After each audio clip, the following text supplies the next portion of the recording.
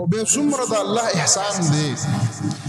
چې کوم وطن کې الله رب العزت علما ورکړي وي خلق ته موقع ملاوي چې خپل د دینی رهنمایي لپاره خپل مذهبي رهنمایي لپاره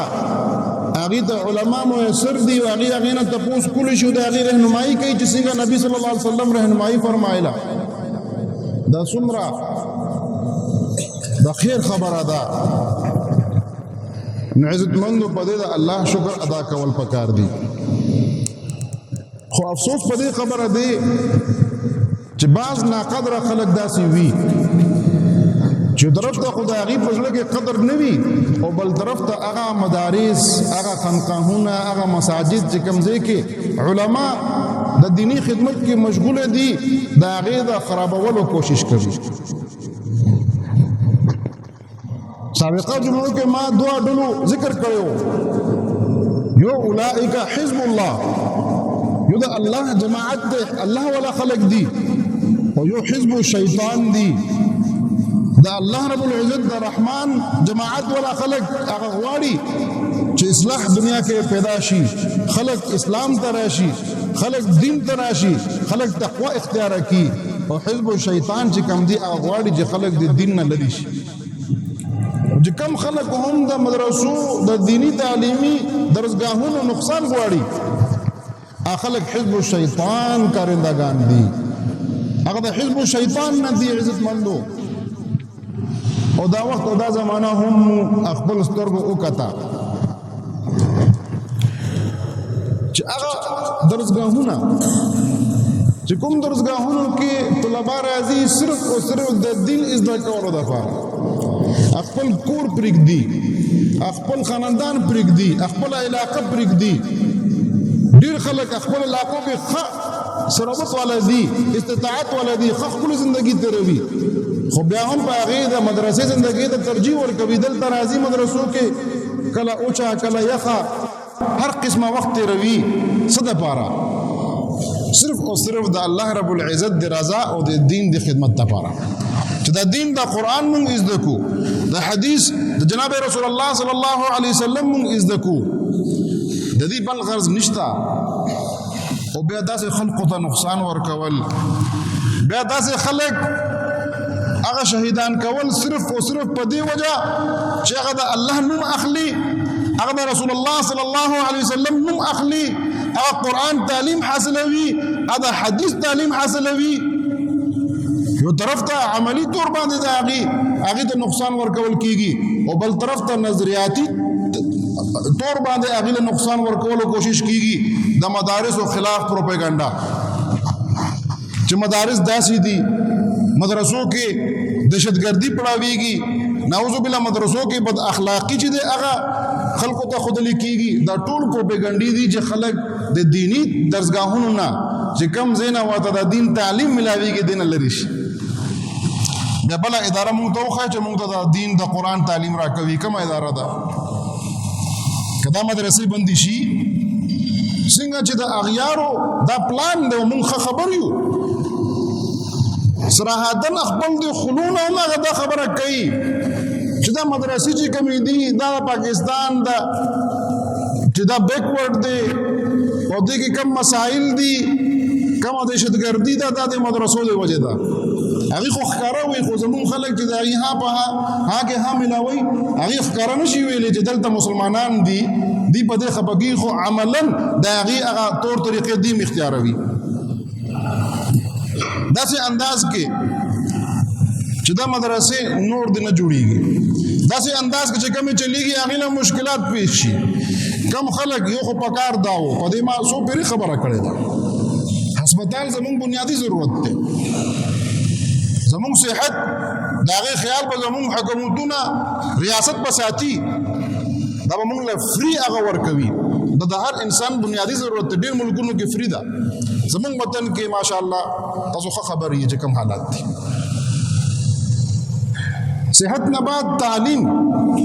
دا د هر یو انسان بنیادی حق دی ضرورت دی د هر ماشوم بنیادی حق دی په حکومت او په ریاست باندې چې هغې له ښکلي تعلیم ورکوي شي او زمونږ دلته د تعلیم څه حالت دی په سرکاري سکول کې هغه تعلیم معیار کم معیار مونږ ساتو چې خلک مجبور شي او پرایویټ سکول کې پیسې ورکړي فیسونه ورکړي او هلته خپل ماشومان داخل کړي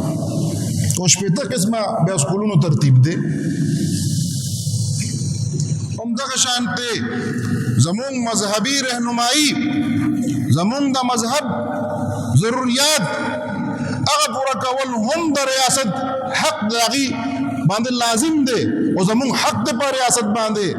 چې هغه مونږ ته هغه علما فراهم کړي چې مونږ ته خپل د مونځ د روژې د احکامو د نکاح د طلاق د ټولو احکامو کې رهنمایي کوي او خبرې په قرآن باندې او خبرې په حدیث باندې داسې د علماو مونږ ته ضرورت دی او د هغې انتظام کول هم د حکومت کار دی په کار خو دا و چې څنګه سابقه درسګاهونه به وو مکتب به وې مدرسې به وې حکومتونو به چلول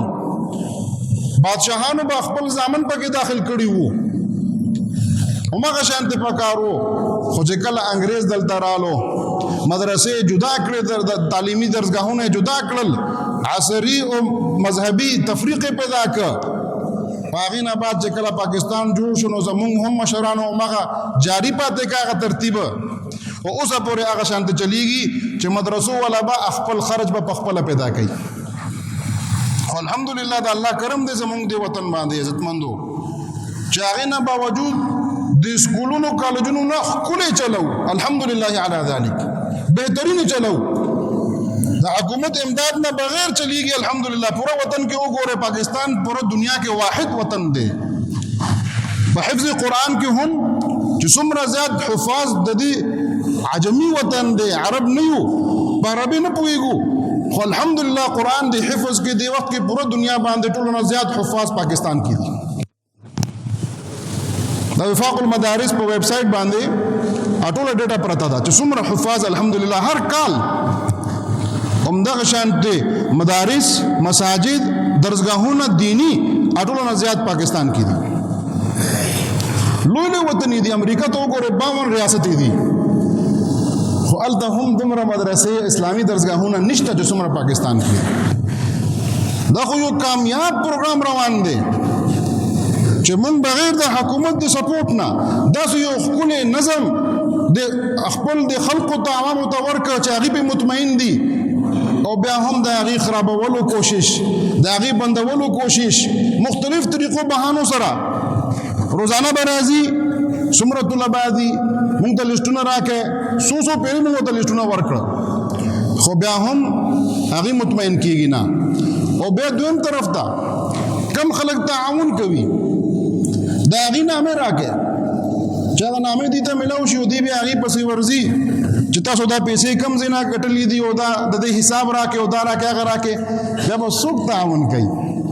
هغه خلک دې تنګوي نو بیا به څوک چې د مدرسې سره به تعاون کوي نو دا طریقه ده دا هیله ده چې دا تعاون د خلقو بند شي دلته زمونږ د محله کې یو دکاندار هغې د چندې ډبه خپل دکان کې ایښې وه آی اوچت کړ چې دا ډبه تا ولې د چندې خپل د دکان کې ایښې ده نو دا کمې طریقې دي عزتمندو دا همدغه طریقې دي چې خلک د مدرسو د تعاون نه منې شي نو دا مدرسې به بندې شي دا د دې غلط فهمي ده مدرسو تعاون نه که دا خلک ټول ومنې شي د یو ونه لاندې یو عالم استاد محمود الحسن او شاګرد هم محمود الحسن ناست وو د دارالعلوم دیوبند ابتدا هلته شوې ده د شام د وطن کې چې کومه تباهي وشوه